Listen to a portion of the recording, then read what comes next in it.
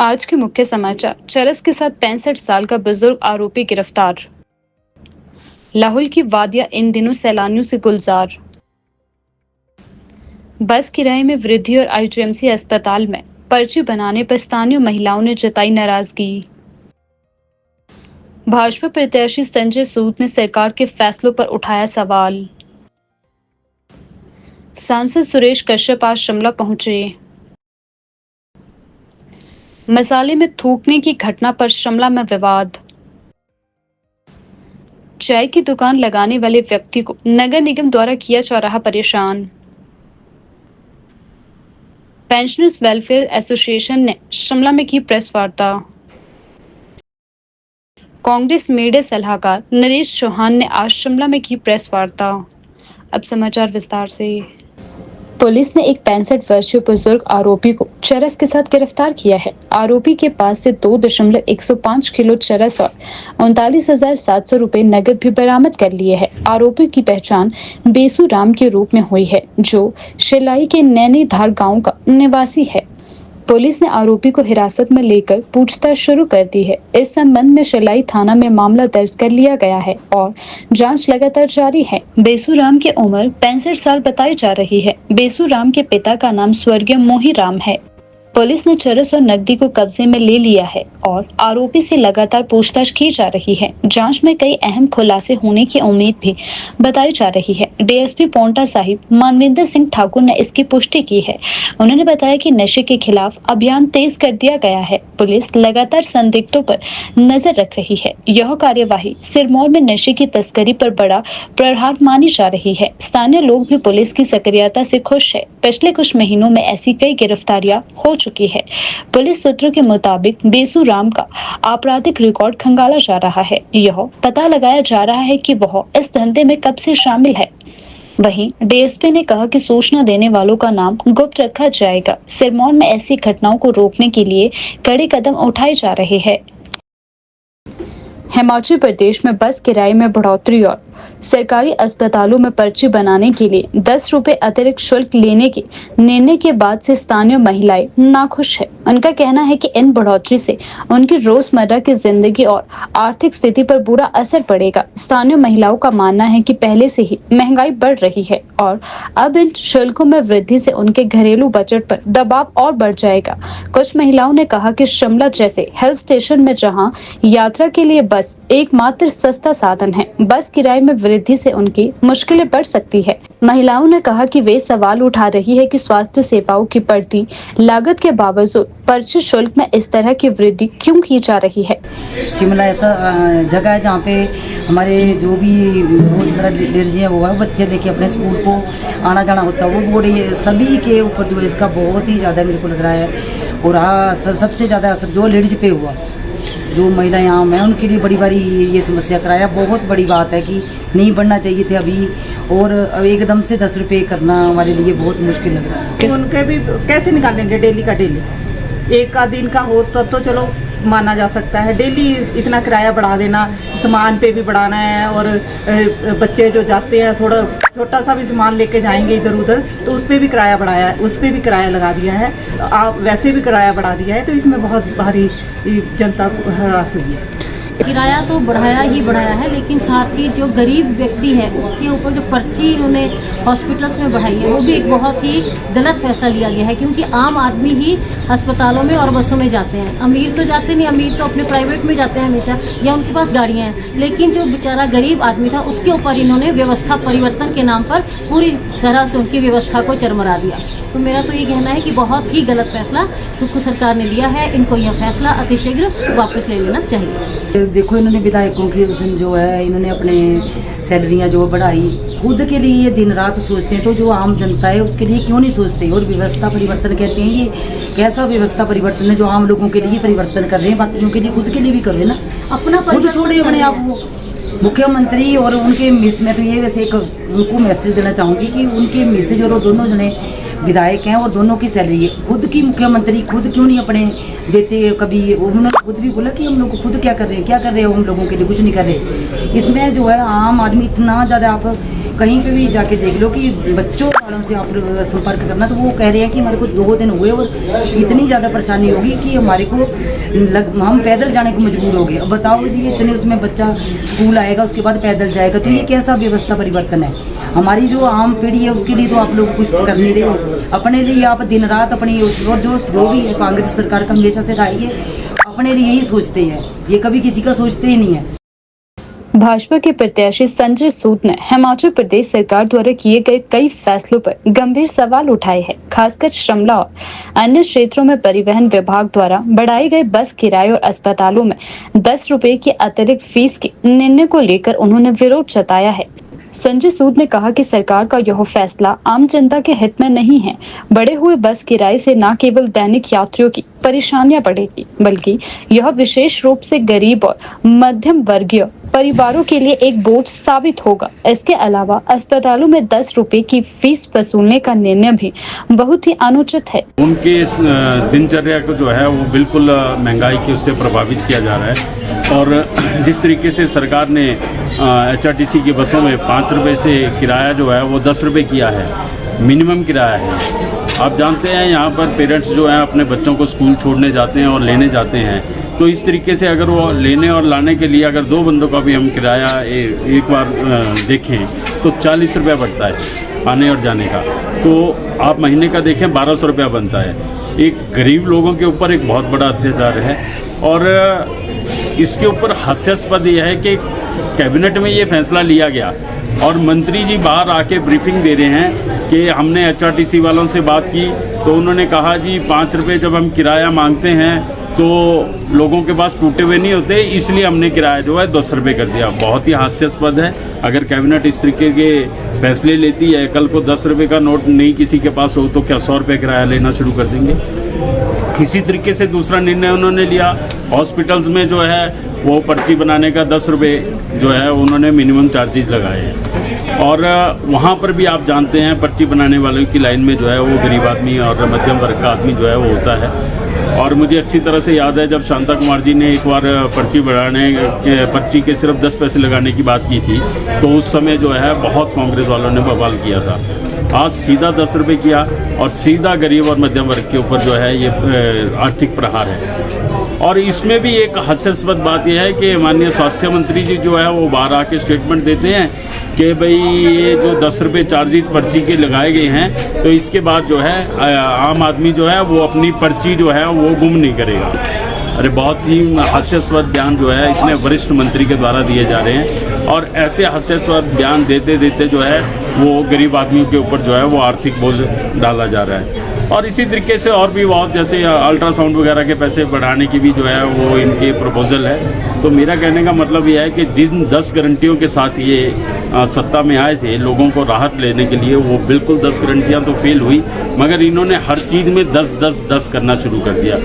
ऐसी सरकार को मुझे लगता है कि नैतिकता के आधार पर सरकार में रहने का कोई औचित्य बनता नहीं है। और दुर्भाग्यपूर्ण ये भी है कि कैबिनेट में फैसला होता है, सीधा बाहर आके ब्रीफिंग कर दी जाती है। कोई भी विधायक जो है वो रूलिंग पार्टी का, चाहे वो शहरी विधायक हो चाहे कोई और हो, इसके ऊपर कुछ भी कहने को तैयार नहीं। देखिए, इस बारे में हम शुरू से बोलते आए हैं कि व्यवस्था परिवर्तन के नाम पे जो है गरीब और मध्यम वर्ग के लोगों को और आम प्रदेश के लोगों को जो है वो परेशान किया जा रहा है। और अपनी हर सहूलियत और अपने हर मित्रों को कहीं कैबिनेट देनी है, कहीं पर कोई कैबिनेट रैंक देके, कहीं किसी ठेकेदार को ठेके देकर जो है वो उनको पूरा फैसिलिटेट किया जा रहा है। और जहाँ तक व्यवस्था परिवर्तन बार बार नारा लगाते हैं, मैं ये समझता हूँ कि इतनी करप्शन ये लोग कर चुके हैं कि अगर आप ध्यान से देखेंगे तो माननीय मुख्यमंत्री हर जगह हिमाचल को हमाचल बोलते हैं। मेरा मानना है कि इतनी करप्शन ये कर चुके हैं कि हिमाचल का ई भी जो है, आई की मात्रा भी जो है वो भी ये खा चुके हैं और वो हिमाचल से हमाचल बना दिया है। और हर गरीब आदमी के ऊपर जो है किसी ना किसी तरीके की पेनल्टी लगाई जा रही, मतलब जो है चार्जेस लगाए जा रहे हैं। आप आज की डेट में शिमला शहर में 10% पानी में वृद्धि की गई, 10% कूड़े के बिलों में वृद्धि की गई, 10% आउट टैक्स में वृद्धि की गई। मतलब हर तरीके से आम आदमी और मध्यम वर्ग का आदमी जो है इस वक्त परेशान है, महंगाई से भी और इस सरकार से। हिमाचल प्रदेश के जनजातीय जिला लाहौल और कुल्लू में इस समय पर्यटकों की भीड़ देखी जा रही है। लाहौल की खूबसूरत वादियों, खासकर सिरसों में बर्फ की चादर के बीच सैलानी मस्ती कर रहे हैं। यहाँ पर कई प्रकार की गतिविधियां भी पर्यटकों के लिए उपलब्ध है। पर्यटकों के चेहरे पर खुशियों की झलक दिखाई दे रही है। वहीं कुल्लू जिले में अप्रैल के महीने में साहसिक गतिविधियां जैसे राफ्टिंग और पैराग्लाइडिंग ने जोर पकड़ लिया है। व्यास नदी के राफ्टिंग पॉइंट पर पर्यटकों की चहल पहल से कारोबार भी दोगुना हो चुका है। व्यास की लहरों पर राफ्टिंग का आनंद ले रहे पर्यटकों के उत्साह में कोई कमी नहीं दिख रही है। पैराग्लाइडिंग के शौकीन भी कुल्लू मनाली की खूबसूरत पहाड़ियों में उड़ान भर रहे हैं। सोलंग नाला, डोबी और रासायन जैसे स्थलों पर मानव परिंदों की तरह उड़ते हुए पर्यटकों की रोमांचक तस्वीरें देखने को मिल रही है। कुल्लू मनाली के खूबसूरत नज़ारों के साथ साहसिक पर्यटन ने यहाँ के पर्यटन उद्योग को नई ऊर्जा दे दी है। पर्यटकों का कहना है कि मैदानी इलाकों में गर्मी का प्रकोप बढ़ रहा है, लेकिन कुल्लू और मनाली की वादियों में अभी भी ठंडक का एहसास हो रहा है। पर्यटकों ने कहा कि खूबसूरत नज़ारों का आनंद लिया जा रहा है, बल्कि पैराग्लाइडिंग और रिवर राफ्टिंग जैसी गतिविधियों का भी खूब आनंद लिया जा रहा है। जैसे जैसे पर्यटन का मौसम आगे बढ़ेगा, वैसे वैसे साहसिक गतिविधियों का रोमांच भी बढ़ेगा। भारतीय जनता पार्टी भाजपा के वरिष्ठ नेता और सांसद सुरेश कश्यप आज शिमला पहुंचे, जहां उन्होंने स्थानीय मीडिया से बातचीत करते हुए हाल ही में गैस और पेट्रोल के बढ़े दामों पर अपनी प्रतिक्रिया दी। कश्यप ने कहा कि सरकार के इस कदम से आम जनता भारी संकट का सामना कर रही है और यह सरकार की विफलता को दर्शाता है। उन्होंने कहा कि यह सरकार के लिए शर्मनाक है कि महंगाई का बोझ लगातार बढ़ता जा रहा है, जिससे प्रदेश वासियों को कठिनाई हो रही है। हमें उम्मीद थी कि केंद्र सरकार महंगाई पर काबू पाने के लिए ठोस कदम उठाएगी, लेकिन इसके बजाय कीमतों में निरंतर वृद्धि हो रही है। कश्यप ने प्रदेश सरकार से आग्रह किया है कि वह जनता के मुद्दों को गंभीरता से ले और जल्द से जल्द समाधान निकाले। भारतीय जनता पार्टी ने अपने स्थापना दिवस के अवसर पर पूरे देश भर में जो हमारे सक्रिय कार्यकर्ता हैं उनके सम्मेलन आयोजित करने का निर्णय लिया और उसी उपलक्ष्य में आज जिला शिमला का हमारा सक्रिय सदस्यता का सम्मेलन है। आज देश में भारतीय जनता पार्टी देश ही नहीं दुनिया की सबसे बड़ी पार्टी है, सबसे बड़ा राजनीतिक दल है और 18 करोड़ के करीब जिसके प्राइमरी मेंबर्स हैं। अगर हिमाचल प्रदेश की बात करें तो हिमाचल प्रदेश में भी भारतीय जनता पार्टी का जो सदस्यता अभियान हुआ 18 लाख प्राइमरी मेंबर्स बने हैं और 27,000 सक्रिय मेंबर या एक्टिव मेंबर्स हिमाचल प्रदेश में भारतीय जनता पार्टी के आज हैं। और अगर जिला शिमला के देखें तो तीनों मंडलों में जिला शिमला में 934 हमारे सक्रिय सदस्य बने हैं। पार्टी ने निर्णय लिया कि हर विधानसभा क्षेत्र में इस प्रकार के सम्मेलन आयोजित करके जो हमारे सक्रिय सदस्य हैं उनका सम्मान करें और उस कड़ी में हमारे विभिन्न हिमाचल प्रदेश में भी विभिन्न जिलों में ये सम्मेलन आयोजित हो रहे हैं। मुझे आज 2 विधानसभा क्षेत्रों में एक शिमला शहरी और इसके बाद कसुम्पटी विधानसभा क्षेत्र का जो सम्मेलन है उसको संबोधित करना है।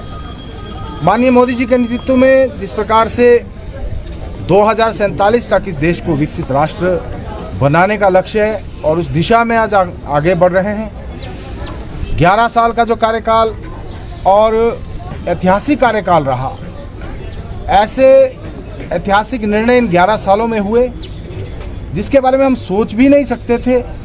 वो चाहे धारा 370-35A को समाप्त करने की बात हो, 3 तलाक को समाप्त करने की बात हो, अयोध्या में राम मंदिर जैसा जो मसला था उसके सॉल्यूशन की बात हो, या मातृशक्ति महिलाओं को मातृशक्ति वंदन अधिनियम लाकर 33% लोकसभा और विधानसभा में आरक्षण देने की बात हो, और अभी जो वक्फ बिल पारित हुआ, ये कुछ ऐसे ऐतिहासिक निर्णय हैं और जिनको लेकर जो लंबे समय से बहुत सारे कानून ऐसे थे जिनको परिवर्तित करने की आवश्यकता थी या उसमें सुधार करने की आवश्यकता थी, तो वो भी करने का काम भारतीय जनता पार्टी ने किया और ये ऐतिहासिक निर्णय भी लिए। ऐतिहासिक बिल जो हैं वो भी पारित किए गए जो इस देश को एक नई दिशा देने में अहम भूमिका निभाने वाले। तो निश्चित रूप से प्रदेश में भी बहुत जल्दी, क्योंकि आज आम जनमानस जो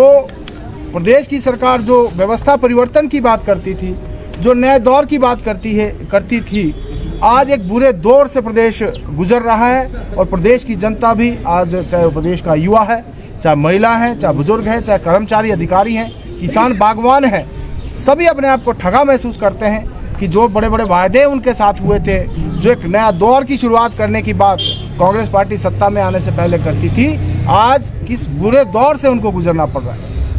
जहाँ तक पेट्रोल डीजल की हम बात करें या गैस की बात करें, ये ऐसे उत्पाद है जो कि हम आयात करते हैं, और जब वैश्विक स्तर के ऊपर इनके दाम बढ़ते हैं तो उसका कहीं ना कहीं नुकसान हमारे देश को भी होता है। और ये बात सही है कि गैस के दाम बढ़ने की बात हमारे ध्यान में भी आई है, और इसी प्रकार से, लेकिन ये सब जो है, क्योंकि हम तो आयात करते हैं, हम उपभोक्ता हैं, बाहर से मंगवाते हैं, तो वैश्विक स्तर के ऊपर जिस प्रकार से इसमें बढ़ोतरी होती है, तो देश को और हमको भी उसका खाना चाहिए सर। लेकिन जहाँ तक बसों के किराए की बात है, तो ये सरकार तो निरंतर, वो चाहे बिजली के दाम बढ़ाने की बात हो, वाटर सेस लगाने की बात हो, या अभी बस किराए के बारे में, पिछले दिनों तो बस में जो सवारियाँ अपना सामान ले जाती थी उसका भी किराया लगाने की बात है, प्रेशर कुकर का भी जो है वो टिकट काट दिया गया, ऐसे बहुत सारे मामले आए हैं। तो ये सारी बातें जो हैं, प्रदेश सरकार की जो मिसमैनेजमेंट, जो फाइनेंशियल मिसमैनेजमेंट है, उसके कारण आज प्रदेश की जनता के साथ जो इस प्रकार का उनको कर के बोझ के नीचे डालने का काम सरकार। शिमला के आईजीएमसी हॉस्पिटल के बाहर चाय की छोटी सी दुकान लगाने वाले एक व्यक्ति को नगर निगम द्वारा परेशान किया जा रहा है। इस व्यक्ति ने आरोप लगाया है कि नगर निगम के अधिकारी उसकी दुकान को बार बार उठाने की कोशिश कर रहे हैं, जिससे वह आर्थिक संकट का सामना कर रहा है। व्यक्ति ने कहा कि वह एक गरीब परिवार से संबंध रखता है और दिहाड़ी मजदूरी कर अपने परिवार का पालन पोषण करता है। वह अपनी चाय की दुकान से ही अपने परिवार की जरूरतों को पूरा करता आ रहा है, लेकिन नगर निगम के अधिकारियों की कार्यवाही के कारण उसकी जीविका पर संकट मंडरा रहा है। इस मुद्दे पर देवभूमि संघर्ष समिति ने अपनी आवाज उठाते हुए व्यक्ति के समर्थन में खड़ी हो गई है। समिति का कहना है कि इस व्यक्ति को रोजगार का अवसर छीनना न सिर्फ उसके लिए बल्कि उसके परिवार के लिए एक बड़ा संकट है। व्यक्ति ने यह भी आरोप लगाया है कि यदि उसे अपनी दुकान से हटाया जाता है तो वह अपने परिवार का पालन पोषण कैसे करेगा, यह एक बड़ा सवाल है। उसने नगर निगम से अनुरोध किया है कि उसे इस जगह से ना हटाया जाए ताकि वह अपनी रोजी रोटी चला सके। अयोध्या से हूँ, मगर मैं सेटल यहीं हूँ, बचपन से यहीं है, लाल पानी स्कूल पढ़ा हूँ जी मैं। मेरे बच्चे वगैरह सब यहीं KNH में हुए हैं, जो भी हैं। मगर सर एक्चुअली क्या है कि लॉकडाउन ऐसा लगा सर कि मेरे पास 1-2 गाड़ियाँ थी। मैं पहले टैक्सी का काम करता था। टैक्सी एक्चुअली क्या हुआ सर, लॉकडाउन खुलते ही मेरी परेशानियाँ ज़्यादा बढ़ गई। परेशानियाँ बढ़ी, फिर मुझे क्या कि पैसे बचे नहीं, फिर मुझे रेडी फड़ी लगाने के अलावा कोई काम नहीं था सर।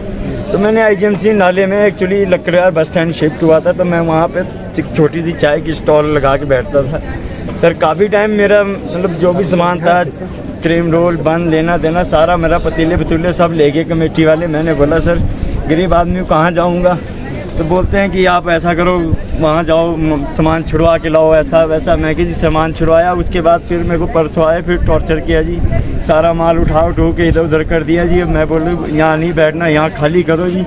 अजी मैं हिंदू हूँ, मुझे गर्व है कि मैं हिंदू हूँ, मगर कम से कम हमें काम तो करने का मौका दिया जाए। कुछ जीएमसी से आ रहे हैं, आपने वहाँ पे देखा होगा जो साइड में फ्रूट की कुछ वहाँ पे लोग फ्रूट बेचने बैठे हैं सर। वहाँ पे 2 लाइसेंस है और फ्रूट वहाँ पे 6 लोगों के लाइसेंस दिखाए हुए हैं और फ्रूट बेचने वाले कितने 3।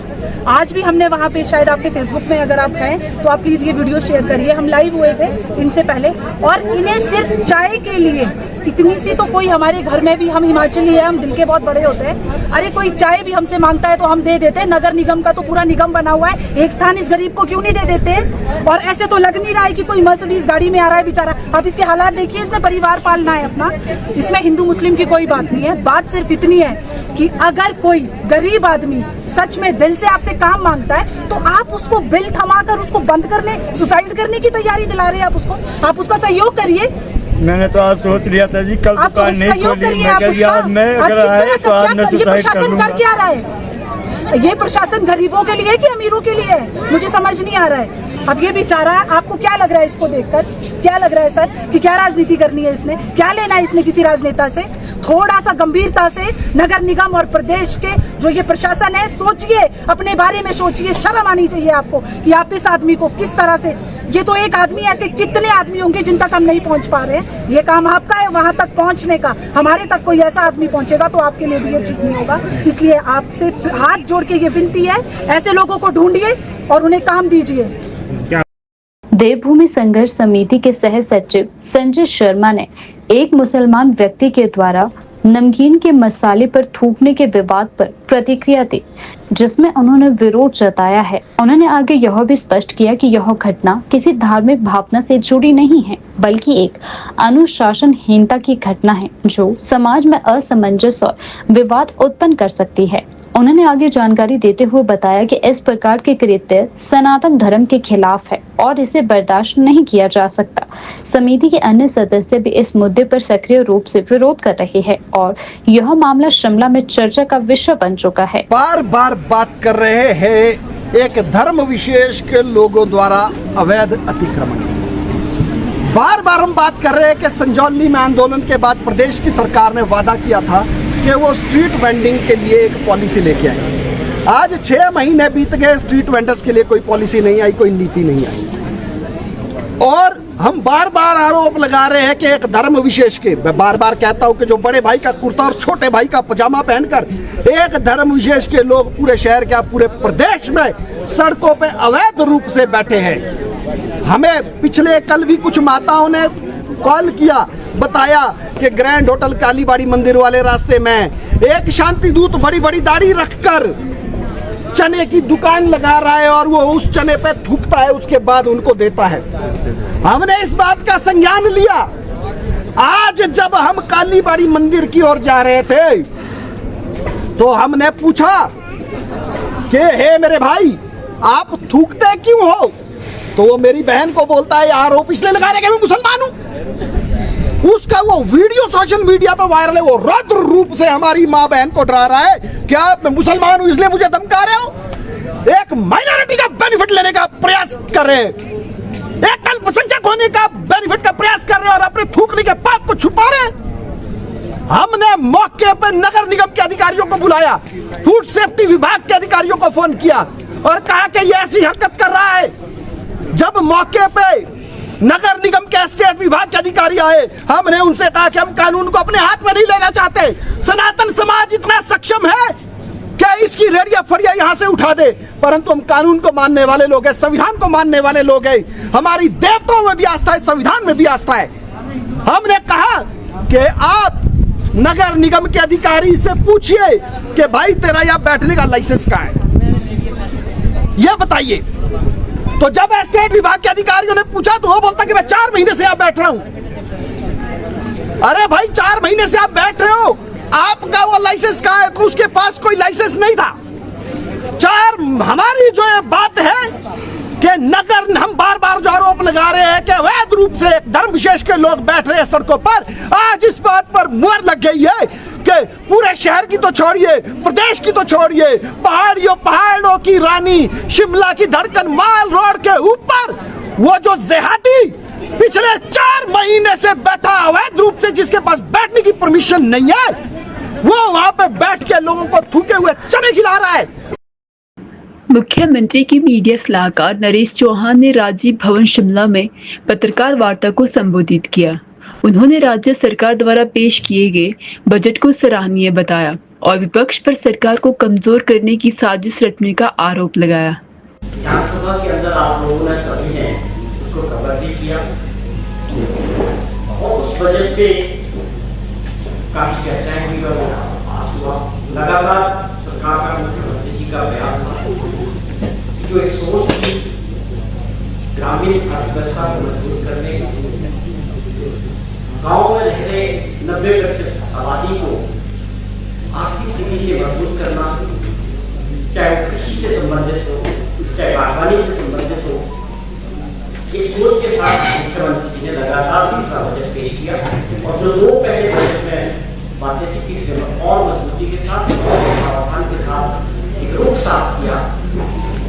किस प्रकार से आप समझे कि प्राकृतिक खेती अगर लोग करते हैं उसका मिनिमम सपोर्ट प्राइस आपकी फसलें, चाहे आप गेहूं की फसल की बात करें, मक्का की बात करें या कच्ची हल्दी की बात करें, कि किस प्रकार से उसमें काफ़ी बड़ा जो है इजाफा सरकार उन फसलों को अपने किसानों से प्रोक्योरमेंट करेगा। उसी प्रकार से जो लोग किसान हमारे दूध पैदा करने वाले हैं, उनके लिए जहाँ लगातार पिछले वर्ष 12 लीटर प्रति लीटर के हिसाब से इजाफा हुआ था, और इस बार फिर से बजट में 6 रुपये प्रति लीटर के हिसाब से, चाहे दूध की बात करें या मैं इसकी थोड़ा सा जिक्र कर रहा हूँ। और बहुत सारी योजनाएं हर वर्ग के लिए, कोई ऐसा वर्ग नहीं था जिसको बजट में टैक्स देंगे, जो भी था। लेकिन ये मैं इसके एग्जाम्पल के तौर पर कहता हूँ कि हमारी सरकार की और मुख्यमंत्री जी की जो सोच कि किस प्रकार से हमारी माताएं बहनाएं जो दूध का काम करती हैं गाँव के अंदर, उनके जेब में किस तरह से एक्स्ट्रा पैसा जा सके, और गांव में लोग किसान हैं वो आने वाले समय उनकी अर्थव्यवस्था हम उनके क्षेत्र में मजबूत कैसे कर सकते हैं, किस तरह की नीतियाँ अपना के और उन पर अमल करें, उस दिशा में ये बजट आगे बढ़ा। और मुझे उम्मीद है कि इसमें सबका सहयोग मिलेगा और आने वाला समय जो है हिमाचल प्रदेश की आर्थिक स्थिति को भी मजबूत करेगा, और जो गाँव में रहने वाले लोग हैं जो रोजगार के लिए अक्सर माइग्रेट करते हैं छोटे कस्बों की तरफ और शहर की तरफ, हमें लगता है कि इन चीज़ों को भी आने वाले समय में थोड़ा अंकुश। हाल ही में मैं लगातार देख रहा हूँ जो हमारा विपक्ष, खासतौर पे भाजपा का जो रोल हिमाचल प्रदेश में लगातार जो मीडिया के जरिए भी, चाहे आप इलेक्ट्रॉनिक्स मीडिया की बात करें या प्रिंट मीडिया की बात करें, तो विपक्ष के नेता भाजपा के जो हिमाचल प्रदेश में वो बार बार ये ठीक है कि भाजपा की अपनी मजबूरी है, विपक्ष में बैठना अपने आप में ही मजबूरी होती है। जब आप खास तौर पर 5 साल की सत्ता के बाद आपको विपक्ष में बैठना पड़े तो हम समझ सकते हैं वो बड़ा आसान नहीं होता है, और उसका हमें आभास भी हो रहा है जिस प्रकार का रवैया माननीय जयराम जी का रहता है, जो जिस प्रकार की स्टेटमेंट्स वो देते हैं, उससे साफ लगता है कि आदमी जो है विपक्ष में कंफर्टेबल नहीं होता। जिस प्रकार से भाजपा के अंदर आप सभी ने देखा चुनाव था उनका संगठन का, वो लगातार 4-5 महीने से आगे चलता जा रहा है। स्वाभाविक तौर पे उनकी अपनी प्रॉब्लम है, गुटबाजी है, भाजपा काफ़ी गुटों में बटी है। पिछले दिनों जो लोग कांग्रेस से भाजपा में गए थे वो लोग लगातार दिल्ली भी गए, अपने पार्टी हाईकमान से भी मिले कि हमारे क्षेत्रों में हमें दिक्कत आ रही है, जिस प्रकार की उनकी अपनी बॉडीज बन रही थी वहाँ, तो वो एक उनका इंटरनल मैटर है। कहने का मतलब ये है कि भाजपा के अंदर की लीडरशिप को लेके जो जंग है वो अब सार्वजनिक तौर पे सामने लोगों के सामने आ, लेकिन दुर्भाग्य तब होता है जब हम कुछ ऐसे नेता जो खुद 5 वर्ष तक प्रदेश के मुख्यमंत्री रहे, उनकी स्टेटमेंट मेरे हिसाब से उस हिसाब से होनी चाहिए जो स्वाभाविक तौर पे प्रदेश के लोगों को समझ आए। केवल उसके पीछे अगर एक मंशा कि राजनीतिक दृष्टि से लगातार भाजपा जो काम कर रहे हैं, माननीय मुख्यमंत्री की छवि को, सरकार की छवि को बार बार सोशल मीडिया में आप देखेंगे उनके बहुत सारे ऐसे अकाउंट्स चल रहे हैं जो बार बार पुरानी चीजों को अपलोड कर रहे हैं, गलत बयानबाजियां कर रहे हैं। एक पूरा प्रयास है, मैं समझता हूँ पूरी रणनीति के तहत माननीय मुख्यमंत्री जी को, सरकार को साजिश के तहत कमजोर करने की मीडिया के जरिए, सोशल मीडिया के जरिए जो मुहिम भाजपा ने शुरू की है। Pensioners welfare association Himachal Pradesh के राज्य अध्यक्ष आत्मा राम ने आज शिमला में एक प्रेस कॉन्फ्रेंस आयोजित करी। आत्मा राम ने कहा कि पेंशनर्स के अधिकारों की रक्षा के लिए एसोसिएशन निरंतर संघर्ष कर रहा है, लेकिन कुछ शक्तियां ऐसे प्रयास कर रही है जिससे पेंशन की समस्याओं की अनदेखी की जा रही है। उन्होंने यह भी कहा कि सरकार को पेंशनर्स के कल्याण के लिए कोई ठोस कदम उठाने चाहिए और उनके अधिकारों की रक्षा करनी चाहिए। आत्मा राम ने आरोप लगाया है कि कुछ सरकारी नीतियां और निर्णय पेंशनर्स के हितों के खिलाफ है और इसके चलते उनकी सामाजिक और आर्थिक स्थिति खराब हो रही है। उन्होंने सरकार से अपील की है कि वह पेंशन की समस्याओं को गंभीरता से ले और उनका समाधान करे। इस अवसर पर एसोसिएशन के अन्य सदस्य भी उपस्थित रहे जिन्होंने आत्मा राम के विचारों का समर्थन किया और पेंशनर्स के अधिकारों की रक्षा के लिए एकजुट रहने का संकल्प लिया। अगर सरकार मुख्यमंत्री महोदय समय नहीं देते 10 मार्च से पहले, तो हमने रखा था कि इसके लिए हम पहले की तरह एक जो है धरना प्रदर्शन का कार्यक्रम होगा, या हम घेराव का कार्यक्रम या स्टेट वाइड भी कर सकते हैं, जिला वाइड भी कर सकते हैं, ये होगा। लेकिन हम इस मैच में गया 4 मार्च को, उन्होंने हमारी बातें सुनी, तो हमने सबसे पहले उनके सामने एक समस्या रखी कि सबसे ज़्यादा हमारे जो पीड़ित हैं इस वक्त वो पेंशन हैं जिनकी संख्या को 43,000 के करीब है, वो 16 से 22 के बीच रिटायर हुए हैं। क्योंकि जब ये छठा वेतन आयोग लागू हुआ और इनकी पेंशन द्वारा जो रिवाइज हुई, उससे इनकी सारी को लीव एनकैशमेंट या कम्यूटेशन इस प्रकार के जो उनके पैसा है, किसी का 15 लाख 20, 25 लाख 30 भी हो सकता है सरकार के पास जमा। अब सरकार के पास वो पैसा जो है वो पेंशन का है, और वो समझते हैं कि अब रिटायरमेंट के बाद इनमें से हम जो हैं अपने इस कार्यकाल में ही अब इसका पैसे का प्रयोग जो है हम अपने परिवार को चलाने के लिए, कुछ लाइबिलिटीज पूरी करने के लिए करते हैं, तो सरकार उसका प्रावधान करे। तो जब ज़्यादा सफर हैं तो हमने मुख्यमंत्री महोदय से कहा कि आप हमें ये ठीक है कि आपने 75 साल से ऊपर वालों को उन्होंने जो था उनकी लाइबिलिटीज थी, उनका एरियर था, वो अदा कर दिया था। तो हमने कहा चलो अच्छी बात है, लेकिन जो सबसे ज़्यादा हमारे सफर हैं इनके भी प्रावधान आप जरूर करें। अगर आप एक वो में एक ब्लॉक में जो है देने में असमर्थ हैं, आप बोलते हैं कि आर्थिक स्थिति प्रदेश की थोड़ी कमज़ोर है, मुझे समय दिया जाए, तो समय इतना लंबा नहीं ना लें आप कि इन्हें आप कुछ इन्हें अवश्य दें। आप 1 या 2-3 पार्ट्स में, 1 में या 2 में कर लें इसका प्रावधान ही हमने उनसे रिक्वेस्ट की थी इसके बारे में।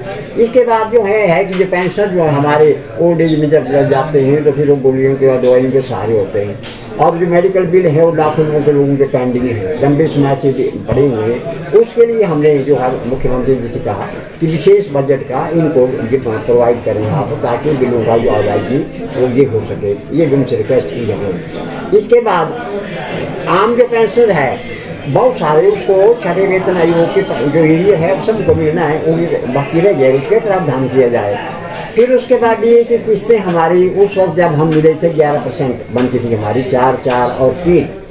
तो अब क्या हुआ कि मुख्यमंत्री महोदय ने 3% डीए की घोषणा जो थी 17 तारीख को किस्त, ये 3% किस्त की, तो उसका थोड़ा हमें आश्चर्य भी हुआ और पेंशन के सारे प्रदेश में रोष भी हुआ। रोष इसलिए हुआ कि एक शक पैदा हो गया, क्योंकि उन्हें छलांग लगा करके पहले 4 आता है, उसके बाद फिर 4 आता है, फिर 3 आता है, तो उन्होंने 3, 4, 4 को छोड़ के 3% फ्लाईओवर वाली बात जो थी वो करके उन्होंने जो थी वो दी हमने। तो इससे हमें थोड़ा रोष है हमारे पेंशन में कि उन्होंने बचा ये था कि पहले 4% की किस्त हमें देते, क्योंकि 1% बचा लेने से जो है तो सरकार की स्थिति सुधरेगी नहीं। तो इस प्रकार से इसकी तरह हमें डीए का हमारा एरियर 42 मंथ से है, उनका भी सरकार के पास बचा हुआ है। तो इन सारी हमने मुख्यमंत्री जी से इसके बारे में मैंने बातें की और रिक्वेस्ट की उनसे कि इसमें प्रावधान किया जाए।